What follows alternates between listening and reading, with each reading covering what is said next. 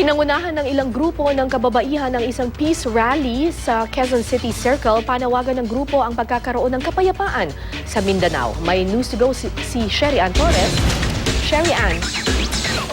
Yes, Kara, ilang minuto bago mag-alas 8 ngayong umaga, sinimulan na iba't ibang grupo ng kababaihan ang kanilang Peace March dito sa Quezon City Circle. Ang sentro ng kanilang panawagan para sa rehiyon ng Mindanao na niyayanig ng kaguluhan kasunod ng mamasapanong incident noong January 25. Nanguna sa marcha paikot ng Quezon City Circle, sina GPH Negotiating Panel to the MILF, Chief Negotiator Miriam Coronel Ferrer, by Yasmin Busran Lao, ang kalihim ng National Commission for Muslim Filipinos at mga madre.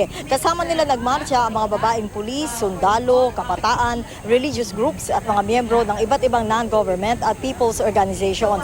Sa marchang ito, Kara, kapansin-pansin din ang pagsali ng mga batang wala pang 10 taong gulang. Sa kanyang talumpati bago isagawa ang pagmamarcha, muling nanawagan si Ferrer ng pagpanig ng mga Pilipino sa kapayapaan.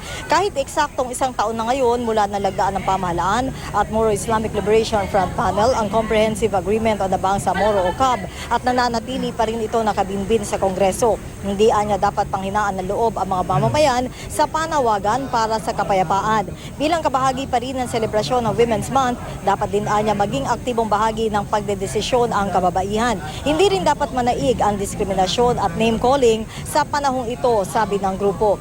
Samantala, nagpakawala rin ng mga puting kalapati ang mga nanguna sa marcha bilang simbolo ng panawagan nila para sa kapayapaan. Kara, narito yung naging bahagi ng ating mga naging panayam.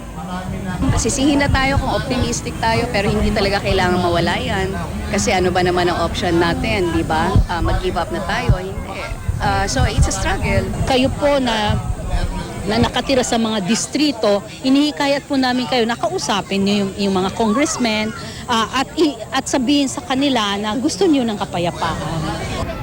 At sa mga oras gang ito, Kara, nandito pa rin tayo sa Quezon City Circle kung saan dito mismo sa Peace Bell ay sinasagawa yung isang programa pa rin kung saan yung mga kasama sa mga performers ay ang mga awit na sila Joey Ayala at Cookie Chua. Ang mga mensahe dito, Kara, ay patuloy pa rin na panawagan para sa kapayapaan at suporta para sa BBL. Kara?